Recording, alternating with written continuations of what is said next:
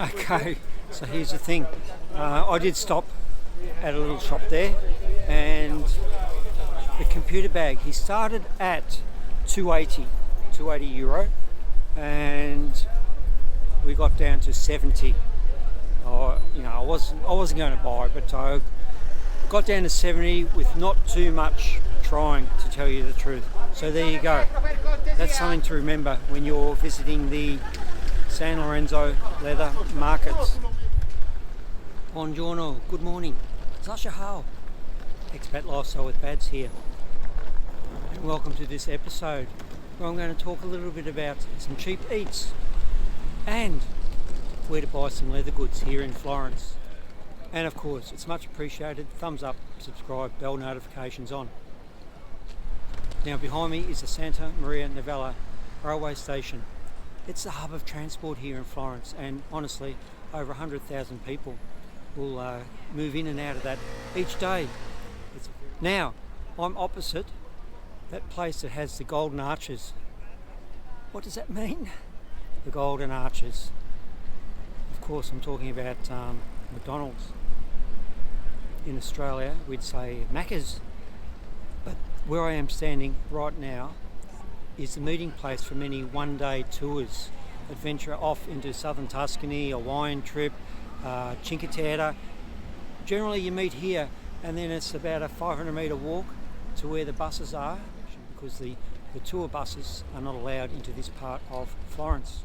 So the one-day tours are quite long. Normally you meet here at any time between 7 and 8 a.m. and you won't get back until 7 to 7:30 p.m. It's a long day, it really is. And often, just before returning to Florence, the tour guides will advise you they'll give you some advice regarding the evening meal. So the suggestion is for you to visit the Mercato Centrale, the central market, and on the second floor there's lots of wine bars and restaurants, and importantly the food is good but also quite cheap. So that's where I'm going to take you now, to the central market.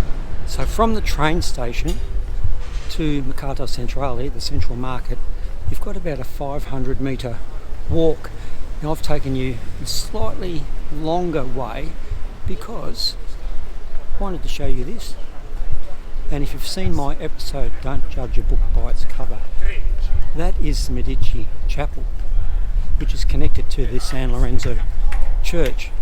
It is amazing inside, that's for sure, and worth a visit. The other reason for taking you this way is I want to show you the start of the San Lorenzo leather markets, because I want to talk to you about purchasing some leather here in Florence, which is could be on someone's to-do list, a little keepsake, a little memento. But where would you buy that little leather gift or souvenir? At the central market, downstairs we have fresh produce, and that's really only open from 9 until about 2 p.m. in the afternoon, and it's closed on Sundays. However, upstairs where you can buy some dinner, lunch, it's open until midnight every day of the week. So that is worth knowing about and worth visiting. So behind me is the entrance to the San Lorenzo leather markets. It's about a 100-metre walk through there, and we get to the entrance to the central market. So are you interested in buying a leather item? Yes, maybe. My suggestion would be not to buy it in here. You're just not guaranteed how genuine the leather is, because if you're buying a leather item from Florence, I'm sure you want to know that it is authentic, that it was made here in Italy, specifically made in Florence. You can't be guaranteed that is the case if you buy from the market behind me. Okay, so let's go for a walk and have a look at the San Lorenzo leather market. During medieval times, artisans began to establish the guilds, which protected workers, kept trade secrets, but also importantly ensured quality work. And in 1282, the leather guild was created. Over time, Florentine craftsmanship, like leather, became well known throughout Europe and the world, and you can still find excellent handmade leather items in Florence in its many shops and markets. So, what can you find here at the San Lorenzo leather markets? Jackets, purses, bracelets, sandals, belts, backpacks, wallets, gloves, keychains, coin purses. You can also find plenty of non-leather items too. Don't be fooled though by the Made in Italy label. This label should indicate that you're getting authentic Italian leather. However, can I point out that when you purchase anything on the street and not in a branded store, take any Made in Italy label with a grain of salt. Having said that, you can find good quality leather items in this market. It just might not be real Italian leather, but have some fun and don't forget to bargain. And look, behind me is the entrance to the central market, Mercato Centrale. First floor, ground floor, fresh fruit and vegetables, produce, like delicatessens, lots of great, a few pastry places too. And upstairs is the food hall, and I'll show you that later on this evening. Look, you can find yourself a lovely little memento in the leather market there, but I would classify whatever you buy there as a genuine fake.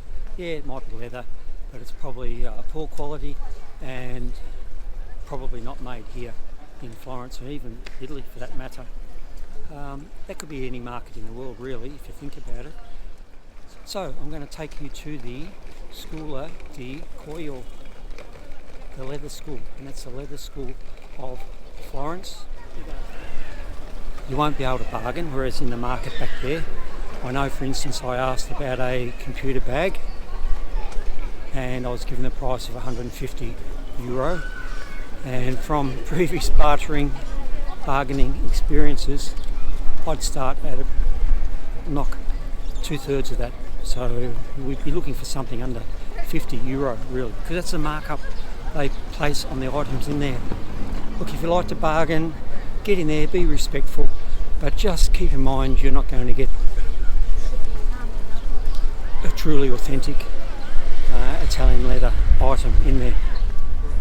Whereas the Florence School of Leather, it is 100% guaranteed.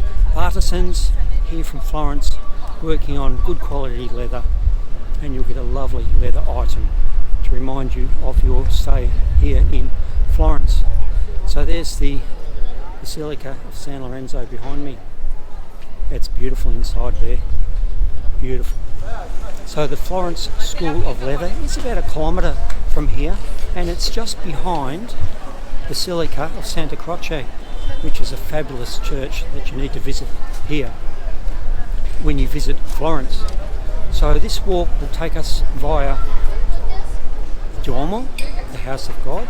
I'll take you then through the Repubblica, the commercial centre of Florence, and show you the oldest cafe here in Florence called Gilli. 1733 the cafe was first established. Now it's a lovely walk, isn't it, to the School of Leather via the Duomo, the House of God. As always, very, very busy. Just fantastic, isn't it? Now, if you haven't organised your phone yet, Tim behind me, you can get your Italian SIM there, and we're on a plan, €10 a month. It does the job very easy. They speak English in there too, very helpful, and that'll make sure you don't have any unexpected bills when you get home. Okay, so here we have Gilli, that famous cafe in Florence, the oldest cafe in Florence. It's lovely inside, and this area here is also a part of the cafe.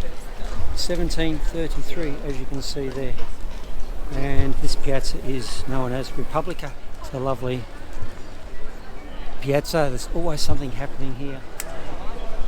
Mercato Nuovo, the new market. So small items, again, be prepared to haggle, be respectful, but just understand that it's not a truly authentic piece of leather and probably not made locally, in my opinion, of course. Now if I continue to walk, I'm going to turn left, and here we have Palazzo Vecchio. Now it's a pretty good walk. that I'm on, isn't it? And I'm just so lucky being in Florence because this is my daily walk. I walk past all these fantastic medieval, historical places of significance every day. And there's thousands of people that arrive in Florence also every day to enjoy the history, the culture, the food, the wine, the stories. It's a beautiful place to visit, and for myself, it's a fantastic place to live. And of course, the Uffizi Museum is here, and if we look above, the start of the Vasardi corridor, which took the Medici family up to their Pitti Palace, which is over the Ponte Vecchio. So we're on our way now to the Basilica Santa Croce. Here we are at the Piazza di Santa Croce. Beautiful buildings, aren't they? And the Basilica itself, Santa Croce, buried within Michelangelo, Galilei, and we've got a large statue on the left of Dante.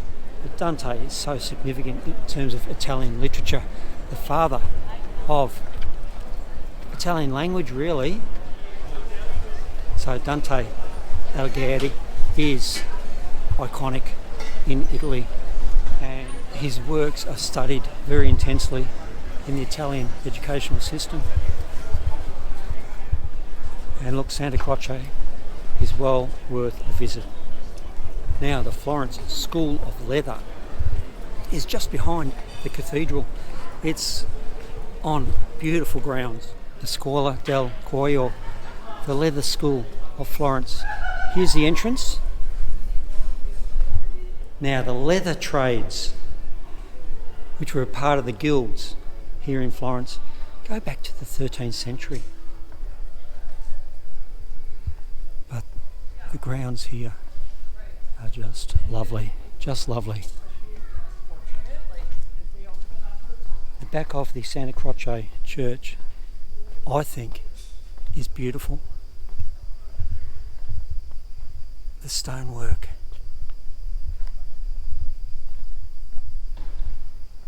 Nice and quiet.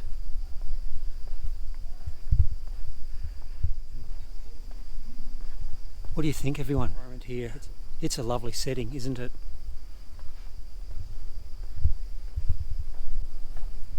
And the School of Leather is this way. I love this entrance, it's so rustic. Even though the school itself is fairly recent, have a look at this. Such an historic building, part of the Santa Croce Cathedral. Just amazing. And we look up there, well worn, but the symbols of the Medici. The school itself, it's fairly recent, just after World War II. It was put in place by the monks here to train the orphans, some of the orphans from the war, develop a skill. And the skill was in leather production and items, and the school's grown from there. And the entrance to the workshop and showroom where you can buy leather goods is just up here. In the old novices' dormitory given to the Franciscan monks in 1455 by the Medici family, the Scuola del Cuoio offers all visitors a memorable experience in the heart of Florence, and that experience relates to being in a authentic Renaissance workshop where you can admire but also purchase unique creations of quality and attention to detail. Beautiful frescoes throughout this building as well. But the master craftsmen at the leather school in Florence create a variety of products mixing traditional workmanship with contemporary tastes. Now I'll show you the bag I'm interested in. Okay, so this sort of style. Put my computer in, I'd get my initials branded on there, something like that. So if I buy it here, face to face, it's going to cost me more. So do I order something online, get it delivered to my children in Australia and save some money?